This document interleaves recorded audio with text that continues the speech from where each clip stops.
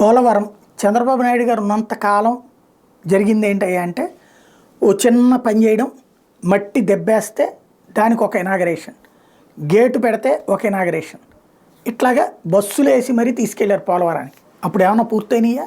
వంతెన ఏమైనా ఉంది అక్కడ? లేకపోతే గేట్లన్నీ వచ్చినాయా? జరుగుతూ ఉండగానే జరిగిపోయినట్టుగా భ్రమ కల్పించే ప్రయత్నం చేశారు ఈనాడు, ఆంధ్రజ్యోతి, అలాగే వాళ్ళ 6 మీడియా సంస్థలు కూడా అదే స్థాయిలో రాసుకొచ్చినాయి.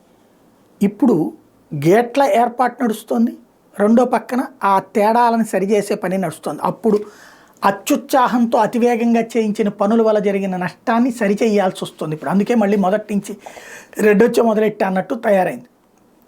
అది సరిచేస్తూ కేంద్రం 13,000 కోట్ల రూపాయల దాకా ఈ 4 ఏళ్లలో డబ్బులు ఇచ్చింది. టోటల్గా ఓ పక్కన పరిహారానికి డబ్బులు ఇస్తోంది, ఇంకో పక్కన పని వేగం అవుతోంది.